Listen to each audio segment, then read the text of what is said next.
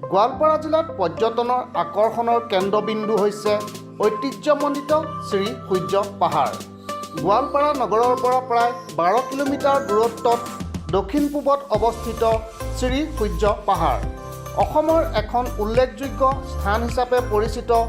শ্ৰী সূৰ্য পাহাৰত অগণন শিৱলিংগৰ লগতে হিন্দু, বৌদ্ধ আৰু জৈন ধৰ্মৰ বিভিন্ন শিলাকৃতিৰে পৰিপূৰ্ণ হৈ আছে।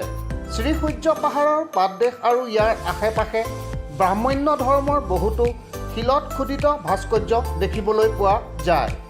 ইয়াৰে ভিতৰত উল্লেখযোগ্য ভাস্কৰ্যবোৰ হৈছে শিৱ বিষ্ণুৰ মূৰ্তি, দ্বাদশ ভুজা বিষ্ণুৰ মূৰ্তি, গণেশ, হৰিহৰ, শিলত খোদিত শিৱলিংগ, বিষ্ণুপদ, শিলত কটা গুহা ইত্যাদি। গোৱালপাৰা জিলাৰ শ্ৰী সূৰ্য পাহাৰৰ বিষয়ে কিছু জানিবলৈ চাওক নিউজ নৰ্থ আছামৰ প্ৰশাসক দীপন দিহিঙীয়াই যুগুত কৰা এই বিশেষ প্ৰতিবেদন। মই এতিয়া উপস্থিত আছোঁ গোৱালপাৰা জিলাৰ যি সূৰ্য মন্দিৰ আছে, যি সূৰ্য পাহাৰ আছে, সেই উপস্থিত আছোঁ। আপোনালোকে দেখিছে, দেখুৱাম মই সূৰ্য পাহাৰ। ইয়াতে এটা শিৱলিংগ কম 1 লাখলৈ। গতিকে আমি কেনেধৰণৰ ইয়াত বাতাবৰণ আছে, মই এগৰাকী ব্যক্তি আছে, মই তেওঁৰ পৰা জানিম যে আপুনি কওকচোন যে ইয়াত শিৱৰ যি শিৱলিংগ আছে কিমান আছে আৰু কেনেধৰণৰ আপোনাৰ ইয়াত যি গংগা আছে কওকচোন আপোনাৰ অকণমান। এইটো মই জানামতে মই ডিপাৰ্টমেণ্টৰ মানুহ আৰ্কলজিকেল ছাৰ্ভে অফ ইণ্ডিয়া, ভাৰতীয় পুৰাতত্ত্ব বিভাগ। মোৰ ৰক্ষণাবেক্ষণ দিয়া, চাফ চিকুণ কৰি ৰখা মোৰ দায়িত্ব। মই জানামতে এইটো হ'ল আপোনাৰ বিষ্ণু মন্দিৰ। ওপৰত দেখা পাইছে সেইটো হ'ল আপোনাৰ গংগা মন্দিৰ, আকাশী গংগা। তেৰে পানীটো বহুত মানুহে লৈ যায়, যাত্ৰী আহে বটলত ভৰাই লৈ যায়। পানীটো বহুত কামত দিয়ে, চুৱা ছাতি, শ্ৰাদ্ধ শান্তিৰ কাৰণে, বেমাৰ আজাৰৰ কাৰণে পানীটো ভাল। আৰু পূৰ্ব যুগৰ পৰা সেই পানীটো চলি আছে। আৰু সেইখিনি মই জানামতে ময়ো অলপ গম পাইছোঁ, মই নিজেও প্ৰমাণ কৰিছোঁ। মোৰো এটা বেমাৰ আছিল, মোৰ সেইটো বেমাৰো ভগৱানে ভালে কৰিছে। ইয়াতে মই ইমান বছৰ হ'ল, আজি 16-17 বছৰ হ'ল মই এই মন্দিৰত কাম কৰা। মোৰ নাম শুকুৰ আলী। মই ডিপাৰ্টমেণ্টৰ মানুহ, আৰ্কলজিকেল ছাৰ্ভে অফ ইণ্ডিয়া, ভাৰতীয় শিৱলিংগ আছে, শিৱলিংগ আপোনাৰ ইয়াতে যিখিনি আছে এইখিনি। আৰু আপুনি এইটো ৰাস্তাত গ'লে সেইপিনে পাব, আপুনি বুদ্ধ স্তূপ পাব, বিষ্ণুপদ পাব, মনুমেণ্ট পাব, গাৰ্ডেন পাব। শিৱ বিষ্ণুপদ একেলগত আছে। এটা ৰাইট ছাইডত যিটো চিৰি উঠি গৈছে সেইটো চিৰিত যাই পাব আপুনি 3টা বুদ্ধ স্তূপ, ডাঙৰ 3টা বুদ্ধ স্তূপ পাব এটা শিলতে, 3টা আছে। তাৰে পৰা নুমি আহি আপোনালোকে ইফালে ৰাইট ছাইডত উঠি গ'লে আমাৰ খনন প্লেচটো পাব, যিটো খনন কৰি ওলোৱা হৈছে সেইটো আছে, সেইটো চাব পাৰিব মনুমেণ্টটো। তাৰপিছত তাৰে পৰা এইখিনি হ'ল আপোনাৰ ইয়াতে আমি যিখিনি এণ্টিগুটি পাইছোঁ খনন কৰি, আমাৰ মিউজিয়াম আছে ইয়াতে। মিউজিয়ামটোত চালে আপোনালোকে গোটেইখিনি বস্তু চাব পাৰিব। আমি এতিয়া এইফালে যাম, আপুনি গ'লে আমি কি দেখা পাম? এইফালে গৈ পেলাই আপুনি পাব বিষ্ণু মন্দিৰ, ওপৰত পাব গংগা মন্দিৰ। তাৰে পৰা উঠি আহি ৰাইট ছাইডত গ'লে পশ্চিম ফালে সেইটো বুদ্ধ স্তূপা আৰু বিষ্ণুপদ মনুমেণ্ট। ঠিক আছে, আমি আপোনালোকক দেখুৱাম যে আমি অকণ আগবাঢ়ি যাম, আগবাঢ়ি গৈ দেখুৱাম বিষ্ণু মন্দিৰ দেখুৱাম আৰু আমি গংগা দেখুৱাম, সকলো দেখুৱাবলৈ আমি সক্ষম হ'ম। গৈ আছোঁ আমি তালৈ, গৈ আছোঁ। এইখনে হৈছে সূৰ্য পাহাৰৰ মূল প্ৰৱেশদ্বাৰ আৰু আমি এই প্ৰৱেশদ্বাৰ ভিতৰলৈ সোমাই যাম। আৰু ভিতৰত থকা যি শিৱলিংগ আছে আৰু যি পাহাৰ আছে, আমি সেই পাহাৰবিলাক দেখিবলৈ সক্ষম হ'ম।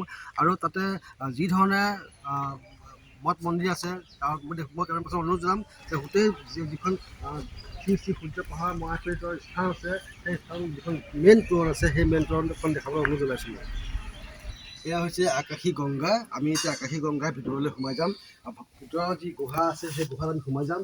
আমি আকাশী গংগাৰ গুহাৰ ভিতৰলৈ সোমাই গৈ আছোঁ।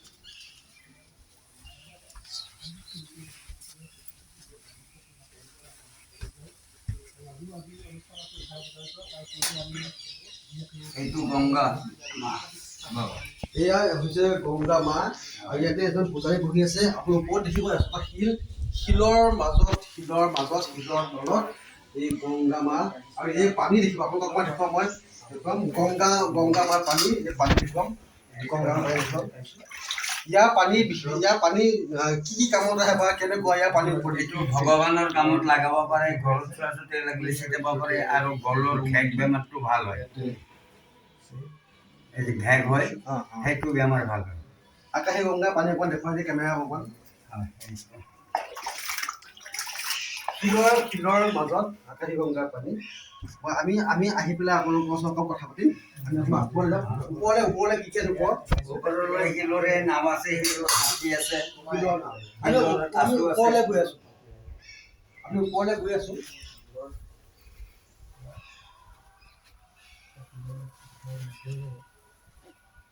ওপৰলৈ আমি দেখুৱাম যে ইয়াতে শিলৰ নাম হ'ল শিলৰ নাও আছে অকণমান আহক সেইখন সেইটো সেই টিংটো ওলাই আছে সেইখন এই গাছৰ মূৰত চবেই যে জংঘল হৈ আছে সেই জংঘলৰ সেইখন দেখিছে আপোনালোকে শিলৰ নাও দেখিছে আপোনালোকে শিলৰ নাও আৰু কি আছে বুলি কৈছিলে আৰু এইটো হাতী শিলৰ হাতী এইটো শিলৰ হাতী দেখিছে সুৰটো হৈ আছে আপোনালোকে দেখিছে কৰি আছে সুৰ হৈ আছে সুৰটো এনেকে দি আছে সুৰটো দি থকা দেখা আৰু সেইটো কাচু আৰু কাছ আছে আকৌ কাছ এগৰাকী কাছ এজন কৈছে কাছ এইটো কাছৰ পিঠি এইটো কাছৰ এখন হাত আছে এখন হাত আছে কাছ গলটো ওপৰ মুখে আছে গলটো ওপৰমুখ হৈ আছে এইখন কাছ আৰু প্ৰত্যেকটো শিলতেই শিৱ বিৰাজমান হৈ আছে শিৱলিংগ আছে যিমান আপুনি শিল দেখিছে ইয়াত কিমান শিৱলিংগ আছে এটা কম 1 লাখ এটা কম 1 লাখ হ'লে মাত্ৰ এটা কম যদি এটা সেইটো শিৱলিংগ থাকিলে হয় তেতিয়াহ'লে এখন কি হৈ গ'ল কাচি গয়া হ'ল কাচি গয়া হৈ গ'ল যদি এটা শিৱলিংগ থাকিলেহেঁতেন তেতিয়াহ'লে এইখন কাচি গয়ালৈ ৰূপান্তৰিত হ'লহেঁতেন মাত্ৰ এটা শিৱলিংগৰ কাৰণে এইখন কাচি গয়া নহ'লে ইয়াত 1 লাখলৈ এটা শিৱলিংগ কমাৰ কাৰণে এখন কাশী গংগা হোৱাৰ পৰা বঞ্চিত হৈ থাকিল আপোনালোকে দেখিছে যে ইয়াতে শিৱলিংগই ভৰি আছে আৰু প্ৰত্যেকটো শিলতেই শিৱলিংগ আছে মই দেখুৱাম কিন্তু এটা আশ্চৰ্যকৰ ঘটনা যে কিছু দুষ্ট চক্ৰ আহি তেওঁ যুৱক যুৱতীসকলে আহি ইয়াত মনোৰঞ্জনৰ কাৰণে আহি তেওঁলোকে ইয়াত নিজৰ নিজৰ নাম লিপিবদ্ধ কৰি গৈছে সেই গতিকে আমি কৈছোঁ যে এনেধৰণৰ কোনো কাৰ্য কৰিব নালাগে আৰু প্ৰত্যেকটো শিলত তেওঁলোকে তেওঁলোকৰ প্ৰেমিকাৰ নাম হওক বা প্ৰেমিকৰ নাম হওক লিখি যোৱাটো কোনো ধৰণৰ যোগ্যতা নাথাকে কোনো ধৰণৰ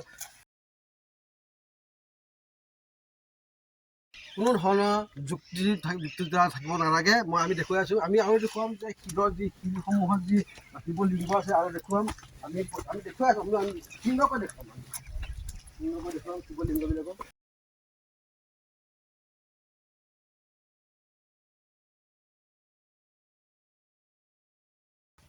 দেখিছে এনেকুৱা প্ৰত্যেকটো শিলতেই শিৱলিংগ বিৰাজমান আপোনালোকে দেখিছে শিৱলিংগ যিমান শিল আছে ইয়াত প্ৰত্যেকটো শিলতেই শিৱলিংগ বিৰাজমান আৰু প্ৰত্যেকটো শিলত দেখুৱাওক অকণমান জুম কৰি দেখুৱাওক শিৱলিংগবিলাক অকণমান জুম কৰি দেখুৱাওক প্ৰতিটো শিলত দেখুৱাওক